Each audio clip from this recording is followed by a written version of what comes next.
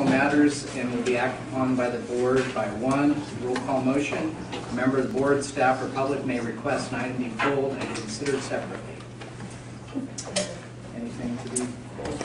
People 1.2. Not a special meeting. You got your own question? Okay. Okay. Anything? No. I want to pull 1.1. Anybody from the audience would The like to pull? second item. It is pulled. Okay, thank you very much. So both items are pulled. So we will forego any votes. All right. 1.1. Pursuant to Trinity County Code Section 2.40.07, ratify the public health officer's proclamation and confirm the existence of a local health emergency in Trinity County due to hazardous, unhealthy debris due to a car fire. My question is a little bit of a stretch. Does this help us in any way get any FEMA help for individuals? It will not help with the FEMA. This will only help in the assistance with the debris removal through the state CalWS cycle program. The FEMA is a little bit more challenging because they really determine on the amount of damage, how many homes were destroyed. We did not meet that criteria. So that's a done deal. We will never. Okay, so that's over with. All right. That was my only question. Yeah, I am aware of, we are part of a continuum of care, which supports Trinity, Colusa, and Glenn County, and there is some funding there that we could reach out to the property owners to see in different areas of how we can assist them. So we are starting the case management for that to see what things in particular they might need assistance with. Okay. So. Supervisor Norris? Well, it seems this FEMA designation would help those who lost their homes who didn't have insurance. I think they're entitled to around $30,000. So even though we are considered part of the car fire and they are receiving it, We have been in contact with the state trying to really emphasize that point, that they are really distinguishing the different counties. Wow. We were even hoping that they could even fold in the debris removal because it was part of the car fire, but it was challenging, and so this was our avenue that we felt would be the best to at least pursue that debris removal through CalRecycle is what they recommended. Even though it's just, they feel it's 5 homes, but to us it's 5 homes, it doesn't matter if it was 20. Right. It's the principle that we had families affected and we want to help them. So unfortunately it's been a challenge. Okay, thank you. Okay. Bobby? Yes, I think this is a request for you, Chair. We can, after this is made a motion and hopefully passed, if we could line it up with our regular other emergencies, just so it's on the same agenda item every 14 days as the other ones. Yes. Just one thing I really wanted to ask the board is when you have opportunities to speak to legislators, one of the shortcomings of the Stafford Act is that the Stafford Act does not follow the footprint of the disaster, but more follows the political boundaries of the area that it affects. I've seen this before where the Butte fire and the rim fire over in Mutterlode, like Calaveras County would burn up a little bit of Tuolumne and Amador would burn. They do everything in Calaveras County but leave the 2 other counties out. And it's the same thing, only a few houses there, but the disaster isn't any less painful to those people. It's still the same. If the footprint goes across that boundary, it shouldn't affect us, but unfortunately, the way the Stafford Act is written right now, it does. And it's been a complaint that I've heard many times within CDAC and different groups. Okay. I would like to also add, between Rick and I, we both have reached out to Senator McGuire's office just to convey to him the challenge that we've been having, and if there was any influence he could have in having them reevaluate our request, but we have not heard anything back, at least I haven't. So I'm hoping there could be something there, but at this point, we have to just move forward with what we have available to us. Any other questions from the board? All right, any questions from the public? Gerald Ford, Weaverville. Probably doesn't change the dynamics, but should be aware that the hospital did experience some additional costs because of the power outages during the disaster. So if that adds to anybody's mix someplace.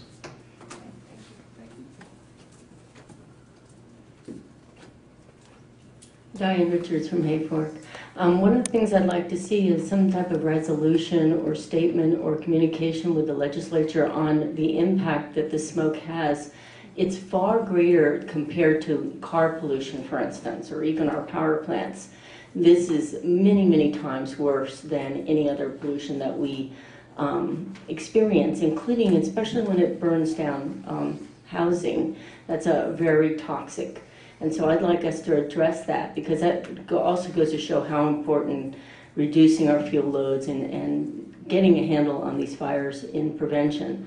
The other thing is that we're not just suffering from the car fire smoke. It's coming up from all areas. It depends which way the wind is blowing.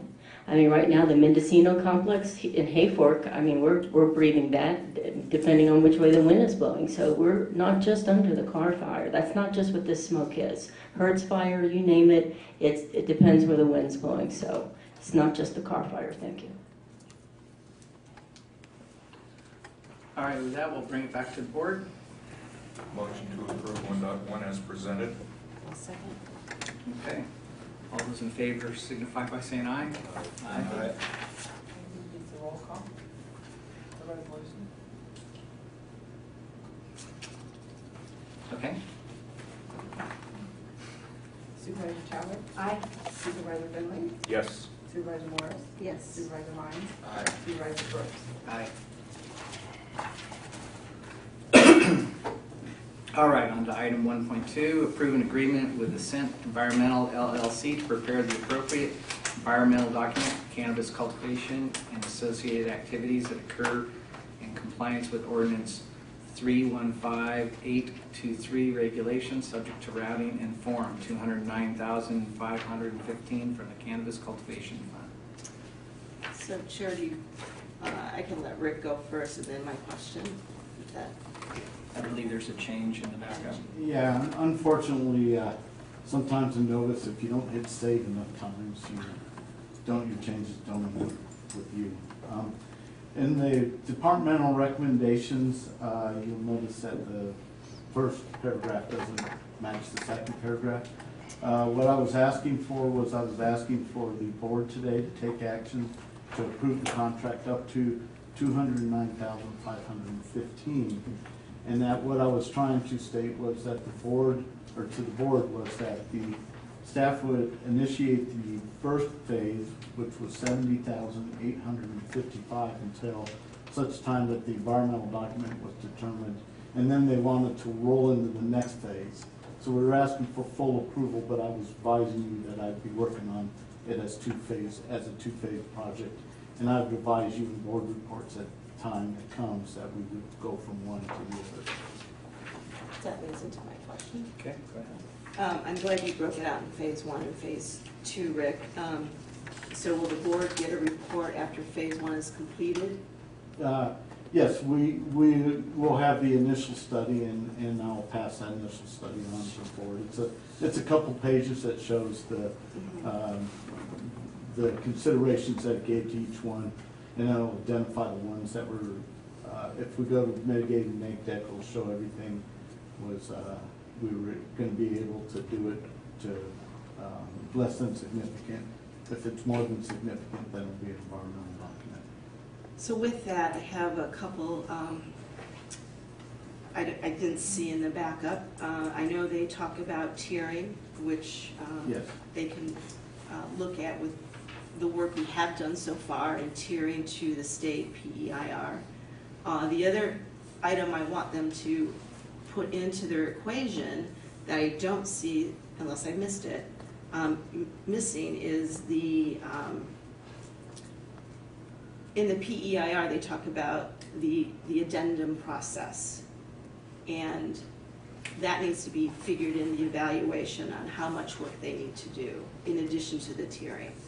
So the other option also with the PEIR is like no work needed. Well, of course, that's not applicable to our situation, but they do need to factor in the addendum process along with the tiering and whether that would determine how far we need to go in the neg deck from the work we've already done and what we need to move forward to. So I don't know if that's in there. I didn't see it, but I really need that to be in part of the evaluation. It's incorporated and we'll have further discussion on it. Okay. That's it. Any questions? Yeah, I have some general questions, and then I have a few specifically, but I'd like to have an understanding of the whole process, and in that, I would like to understand why we're having a special meeting. This is a topic of real importance. I have requested it multiple times. I have had conversations, and I know we parked the neg deck back in November of last fall at the Planning Commission, and I've asked for presentations, and I have been contacted by several people throughout the county that did not even know until they heard through the grapevine it was happening. So is there a time crunch that there's a reason why we have to have it today?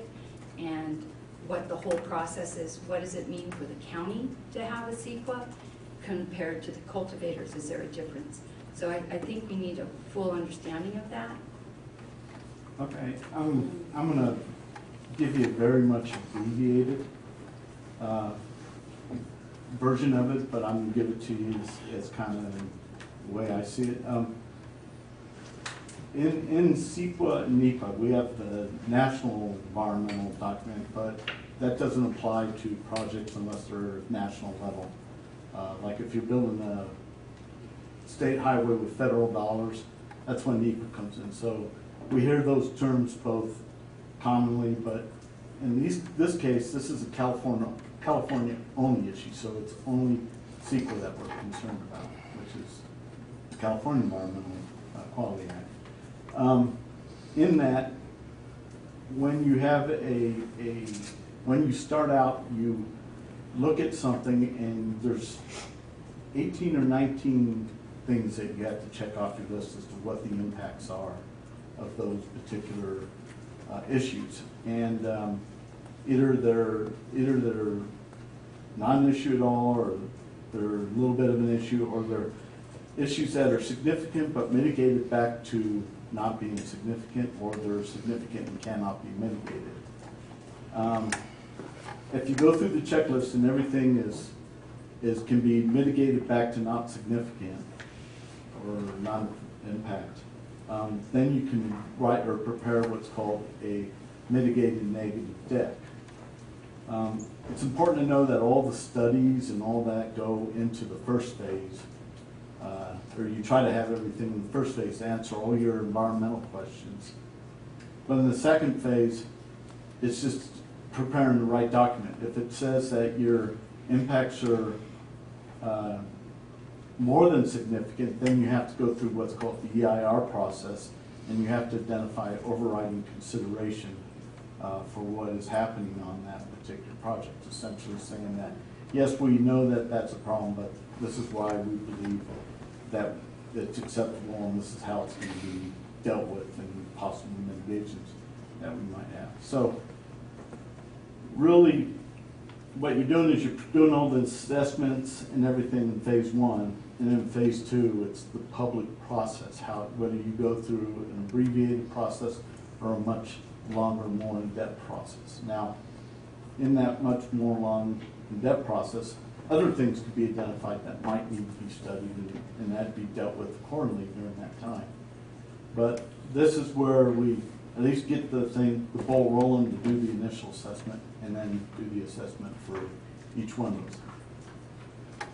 We here in Trinity, in this particular document, is looking at it from a county global standpoint, tearing off we try to tear off as much as we can off of what the state does and what the state says, so that we can have more of an abbreviated document. It deals with county issues. Now, does it cover all private landowners or all private cultivators? No, it doesn't, because there might be situations, and they would be specific to that parcel, where, say, it's known that where they're going to cultivate is on a Native American gathering area, and that might need a cultural assessment to determine what the specific issues are for that specific project. But with the with the CEQA being done, our hope is that it'll cover all the other items so that they don't have to go and look at it individually. They can just look at that one thing. So does it go to everybody? Yes, it does, but no, it doesn't. It's not absolutely specific to that, but we try to use as much as what we did before to build on that individual property. So we, the county, is building on what the state did, and so a property owner, if they have an issue, might have to build on what the county did. So that's kind of the best way to explain it. On time, the time was we had finished the assessment. We have a July 1st deadline, and we had an opportunity to get the ball rolling. The work, what all this does is just initiate the work, and there's a lot of work that needs to be done before that. So if I could give the contractor a little bit more time, that's what I was trying to do. So it's just, we had an opportunity here, I just grabbed it and said, let's put it on this agenda. Well, don't get me wrong, I've been hoping to have the CEQA conversation, if you remember, for almost a year. Mm-hmm. And so now we have a special meeting that a lot of people in the community can't be at, and there's no public comment in the beginning. And I think that something at this magnitude that impacts so many people needs to be publicly noticed in a way, and I know that's not on you. I'm grateful that we're having the conversation today. I really am. The information you were talking about prior, that we've spent a good deal amount of money, has never even come before the board. We never had a follow-up report on that. It was parked last November at the, or shelved, excuse me, at the Planning Commission. And so this is, again, a considerable amount of money that our transparency is lacking. I'd like to see an improvement. And this is not the direction of improving. So I do understand the process of CEQA itself and the questions and all that. I was more specifically speaking of that which has to do with our county in regards to this contract with this company. So I'm sorry I didn't make that clear, but I'm going to move on now. There's some specific questions.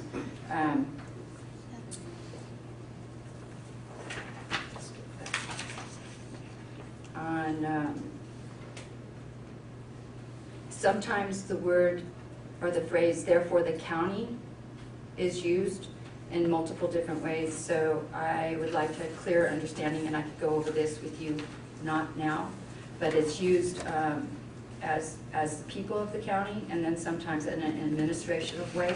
And I would like to know if that impacts the board as far as presentation specifically to us. On page 3 of 27 or page 14 of 61, under the determining the appropriate environmental review path, that resolution number 216-077, there's 4 bullet points there. I just wanted to say thank you for including those. I know that there's groups of people that have, I think they'd be here today if they knew about it, that have really encouraged us to have those things as part of our foundation. So I want to say thank you. On the timeline, on page 4 of 27 or 15 of 61, that needs to be pretty much, I think, relooked at. I'm trying to go fast, Keith, I apologize. I really don't think there was enough time to go through. I would have asked these all offline if I had the opportunity to. Page 47 of 61, the analysis of the project and the utilization of Cal Cannabis EIR. Is that the only documents that we're really looking at as far as our CEQA? And then the definition of the environmental baseline will be addressed with the county in early phases of the development of the environmental checklist. I would like to see somehow these calendarized. Page 48, the aesthetics. It'd be nice to know how those specific roads were determined. Later on, it says air quality and odors, and I'd like to have a better understanding of how you're going to figure out and determine. Some people like smell, some don't. If there is a standard way of understanding that, and if it's just based on number of complaints, then we're not going to have any enforcement. So on page 52 of 61, under deliverables, I'd like to understand what that was. And then on page 53 of 61, task 2, public mitigated negative declaration and notice of intent. Is that our old one, or are we doing a new one? So We're doing a new one. okay. Wait, can I factor onto your question real quick? On the What you negative, just said. So tell me they are going to incorporate that work we've done. Absolutely. As a Okay. matter of fact, it saves a lot of legwork. We have a lot of. Exactly. It really, to be quite candid, it forms the foundation of what we're Yeah, doing. okay. I wasn't sure if I was hearing you correctly, like it wasn't going to Oh, be no, used, so it's- thank you. Because you're, just as you said. so we're doing both. We're incorporating the old one, but we're also doing additional. Yeah, when we did the old one, there was a period that it went to the planning commission, and it was also had a public comment period. We received numerous comments to the document on that. And that kind of gives you, it opens a window as to what people are going to be concerned about with the future with that document. And there was requests for us to do things and look at certain things. And those are the things that are going to be addressed in this new document based on what they saw comments from the old document. So that's a perfect segue into my next comment. One of it says that this environmental document would maintain close communication with county. And I would really be interested in knowing that part of who is the county, and that about includes. I did the county planning department. And I have a follow-up, Chair. Okay. As Rick pointed out, just as that neg deck of ours that was brought before the Planning Commission, it was about the same time also that the state released theirs. So there was a need to evaluate, and that's what this organization will do, to evaluate what we've done with the state document that will help in many ways. So there's a timing issue too that will help, since they released that state document, their environmental document. So it was very much at the same time, and I think Rick described the issue really well. Yeah, and one thing that this is to be quite candid, this is the vehicle that puts the ball in motion to allow for the public comments to happen, being informed by certain documents and things that are reviewed. There's a huge environmental or a huge public process ahead of us. This just puts the person behind it to make sure that everything's right when the right documents get there and the right things are available when it comes time to go through that public process. The public and myself has been asking for this process to begin, so I get all that. Mhm. You have to imagine how it feels to be notified with no notification ahead of time. This should be something that should be agendized, that people This would is have. just the contract. Yes, I understand that. Well, I think that we can have a kickoff meeting or a workshop. I think that's a And great I will idea. work that out with the consultant to make sure that we do that. I think that's a There's great absolutely idea. nothing wrong with doing that, so that we make sure we achieve what you're looking for. That Thank is you. the will of the board. And let me also be clear that the board is not allowed to interact in this process while the process is going on. And this is, we are not to influence the process in any way once the process starts. So our duty in this is once it goes through their review, planning, public comment, then that's after the document's completed is when we have input into the document. So we're not to manipulate this, and this is Right, why. that's made clear in the document. But this is why the other document stopped, or we never saw nobody on the board ever saw the document because it didn't get to the point where we could see it. And this is just the beginning of the public process, and I, for one, also had asked for this to start about March. And we are now, it's going to have to run quickly and efficiently to be completed by the deadline date that you will complete it by if we sign this forward. So, and you did have another question I caught that I didn't think got answered, sort of. So the state document, we made sure that the state document was put in there because the state document has the majority of the information that we tear off on, that we won't have to reinvent the wheel.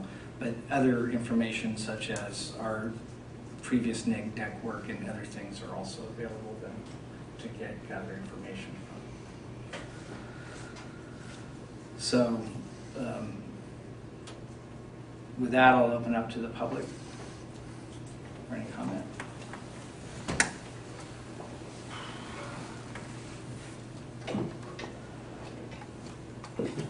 Edward Harvey, Weaverville. I'm looking for some clarification. Are you saying that board members can't attend planning meetings just as an observer? Because there's a lot of information in meetings you can get without necessarily being there as a participant. But missing out on that information seems to me like a loss. So I need some would like some clarification there.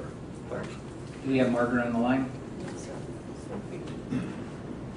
I'm on the line, so I couldn't hear the question. The question is, should board members go to planning meetings during this participation of the environmental document? No, you should not. Okay. You can, let's put it this way, you can attend the meeting, but you should not participate in the process, because you need to have your participation in the process be when it comes before the Board of Supervisors in open session, so the public can know how you are making your determinations and obtaining the information that you are basing your decision on all at the same time and gathering that together. So no, you shouldn't be participating in the Planning Commission meetings. And anything you would hear if you were just listening would have to be disclosed to the rest of the board members? You would want to disclose it, yes. Okay. All right, any other public comment? Your time. I thought it was time. I She's talked not even long there enough. yet. Let's not jump the gun. Diane Richards and Hayfork.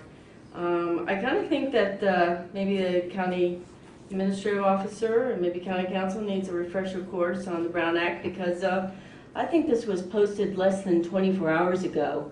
Hardly anybody has a chance to see what's going on here. I don't understand why it's a special session. If the deadline is next year, July 1st, you could have waited to post it appropriately. On the backup, it says it's about a contract, that there were several companies that applied for it and wanted to I don't know what that is. But anyway, okay. That's a dog on the phone. Oh. Okay. So anyways, we don't have anything in the backup about the other companies that applied and who is Ascent. I'm not saying they could be the greatest, most wonderful environmental analysis company in the world, but who are they? So generally when we do contracts, you want to have competitive and see what are the competitive bids and who are they? Who are these people? I think it's very important to ask that question, and it's not there. When it comes down to EIRs or assessments, let me tell you something. If you do it wrong, if you do not cooperate or collaborate with the people, the environmental concerns that exist in this county, which we are the most environmentally litigated county in California, maybe the United States. So if we don't do this properly and bring everybody in early on, you don't have to just wait for public comment. I think that's actually after the horse is already out of the barn. You're going to get litigated, and it will grind everything to a stop on the permitting process, etc. All they got to do is file in court. You're done. We're done. And moving this forward. So I'd say let's cooperate and collaborate, just like we do in the Trinity Collaborative, ahead of time, so we make sure all concerns are there and address it immediately, first thing, not after or with the comments, because then all they do is they just address the comments. Oh, that doesn't matter, or that does matter, and we're addressing that. Why don't you get it in early on so that we're not litigated? If you get these people to have a seat at the table, maybe we can not be litigated. This is very serious. In fact, I believe Humboldt is being litigated right now on their EIR. You have to have every T crossed, every I dotted to not get litigated, and the way to do that is with their absolute cooperation, collaboration with all the entities. And we have people even outside this county that will litigate. So if we can bring everybody in, perhaps we can address these concerns and problems before we get litigated. Thank you.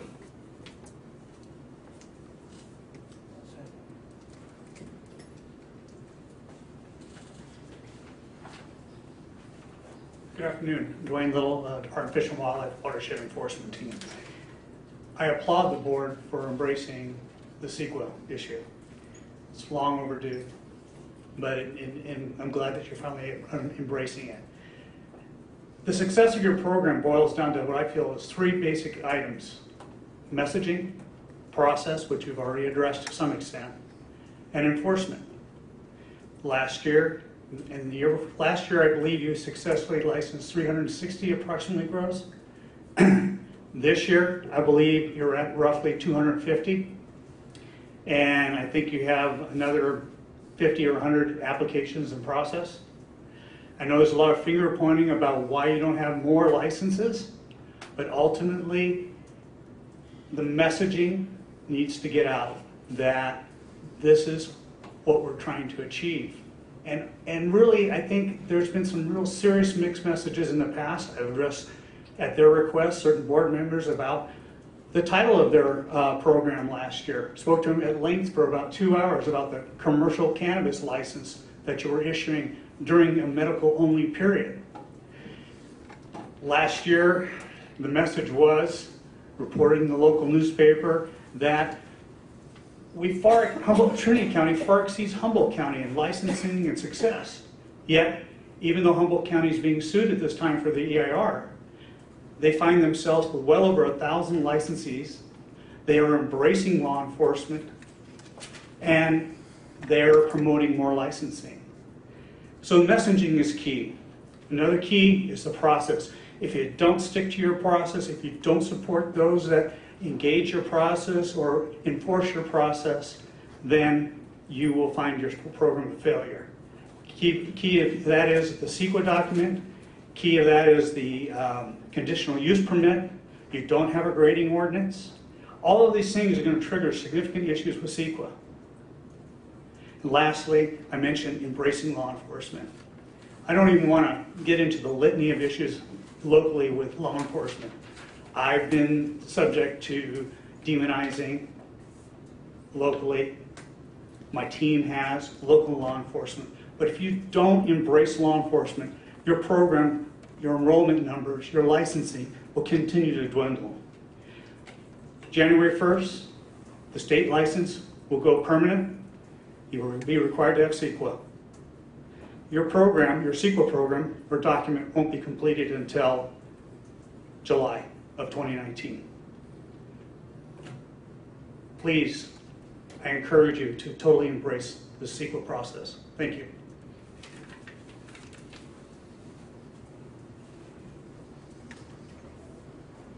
All right, with no further public comment?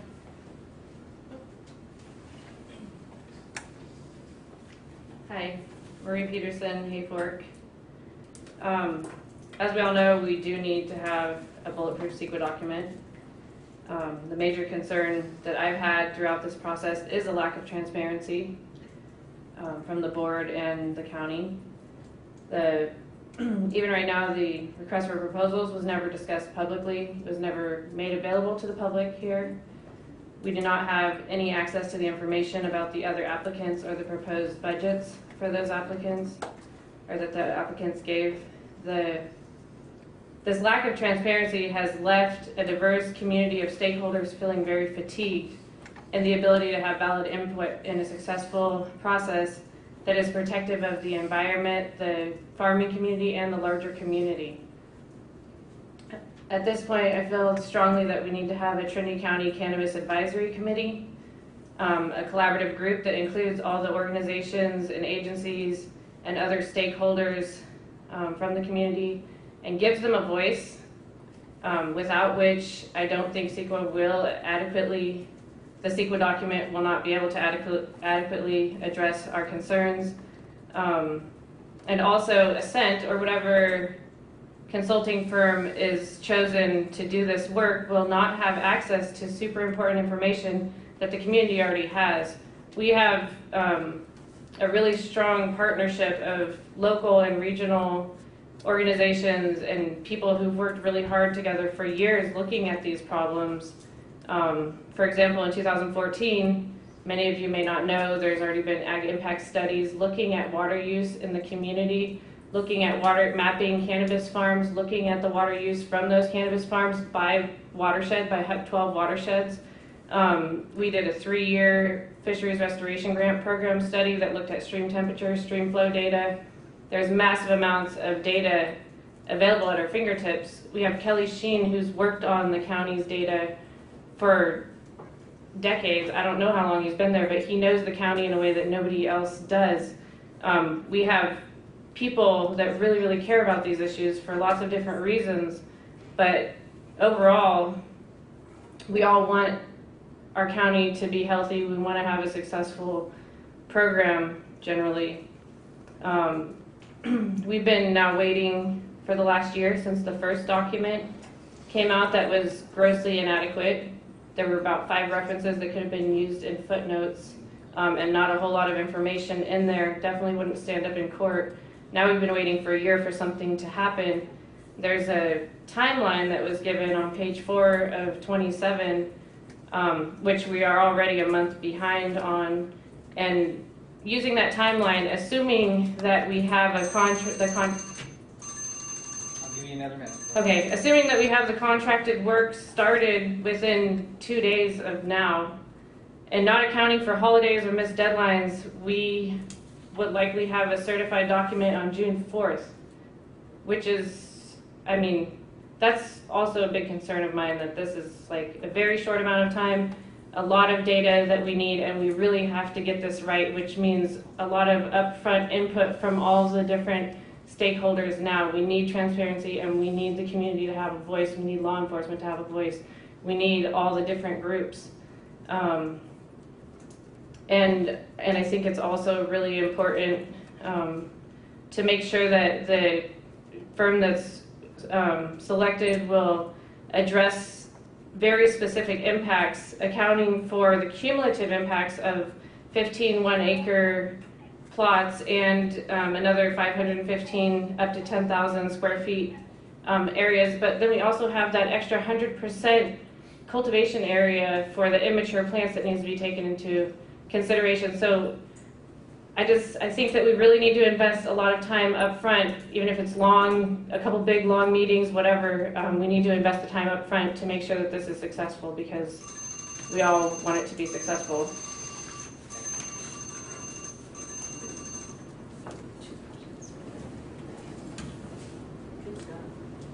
All right, anybody else? Good afternoon, Board. Justin Hawkins, Hayfork. I appreciate you guys finally bringing this forward. It does seem a little bit overdue, honestly. And I've looked at the timeline on there too, and I don't know if it's possible to make this work, especially in EIR. I mean, timeline doesn't seem to fit. I'm not an expert in the field, of course. But if we don't bring everybody in and some sort of stakeholder advisory group now, it won't work. I can already you see what happens in Humboldt with lawsuits. We've got people in the room tonight that should have a voice also. I agree, law enforcement should have a voice. And they're in the legislation. And right now, we're not seeing LSAs approved. And if you don't have one of those approved, it's hard to get a state license. And we're coming up on the end of the deadlines for renewals of the temporary licensing. So it's pretty serious. And I feel like there's a lot of people who want to be involved. And so please take our advice and allow the input of everybody in the process at the beginning. I think it's already past due. Thank you.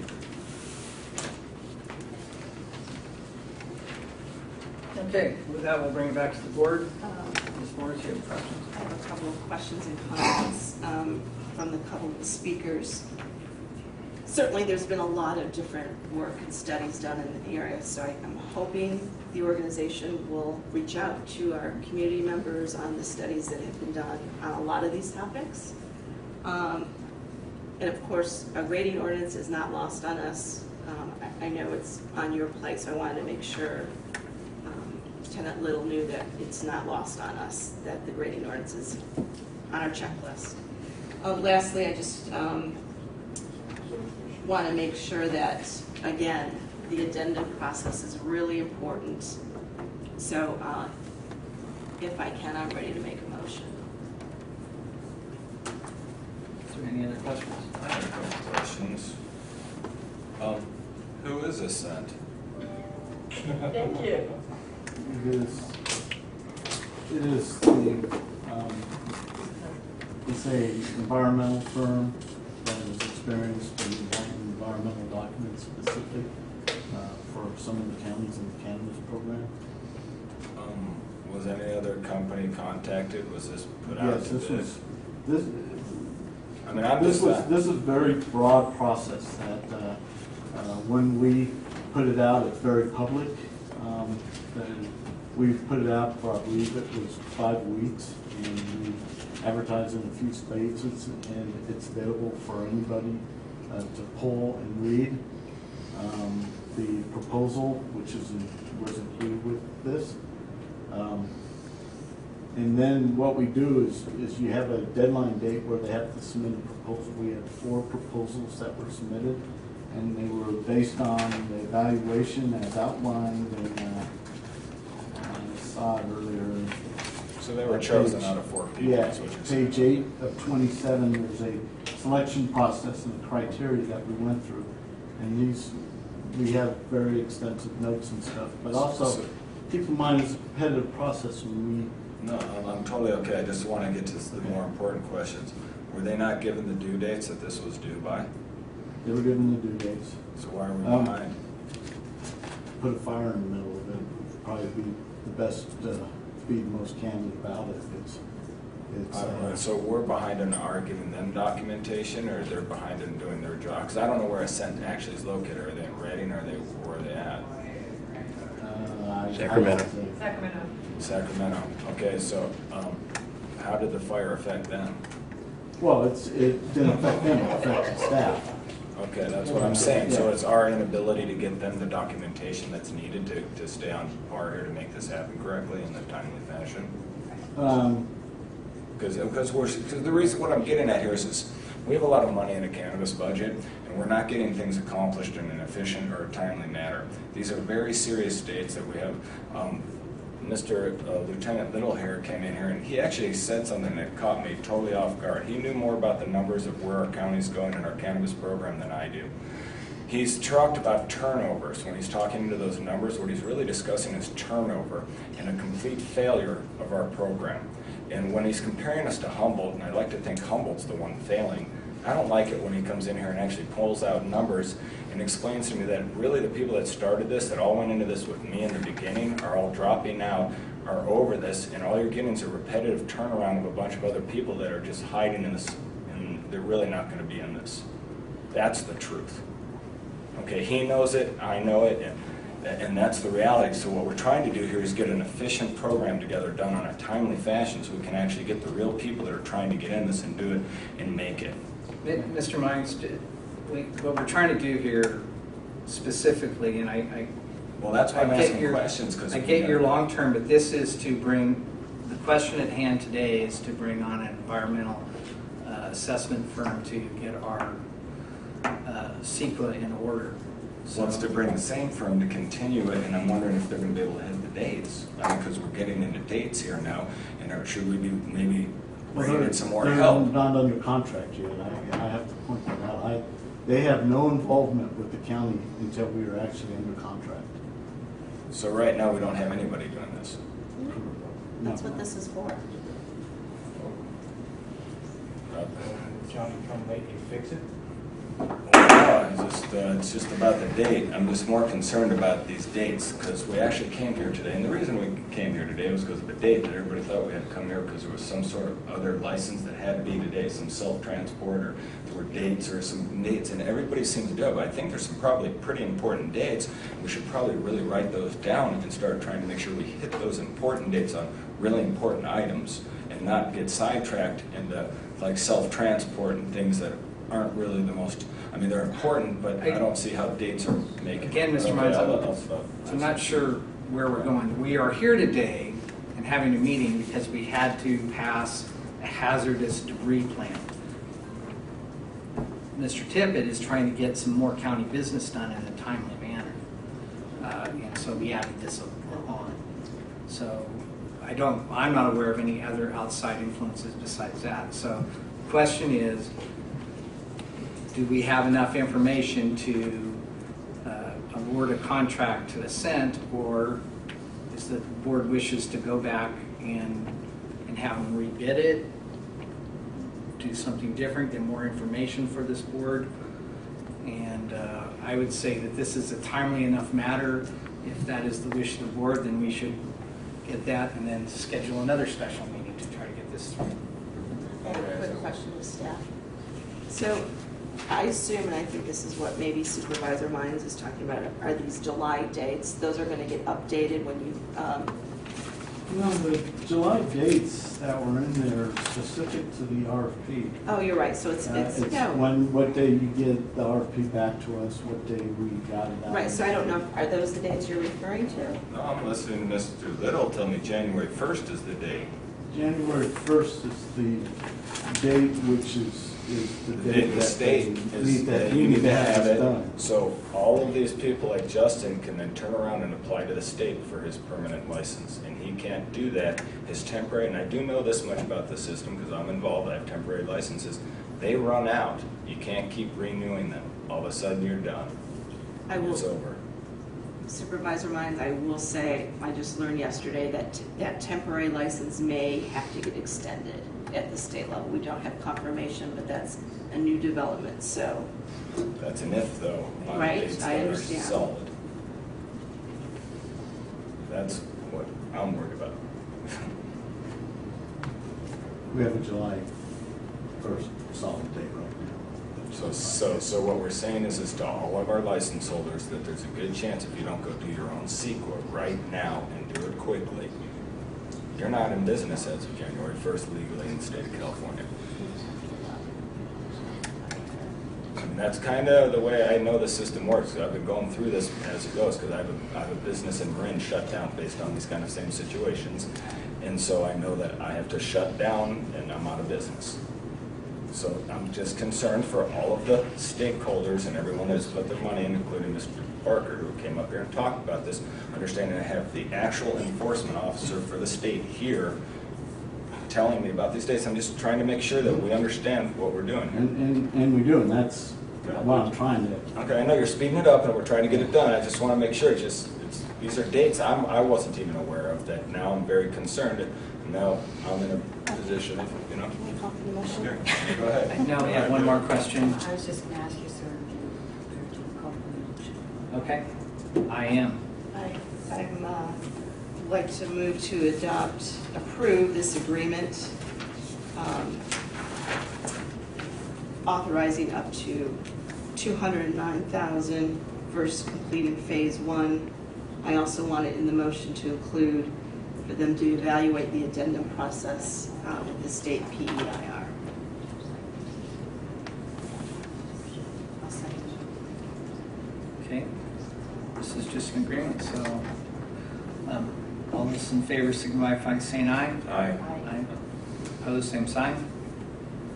All right, and with that, Rick, I would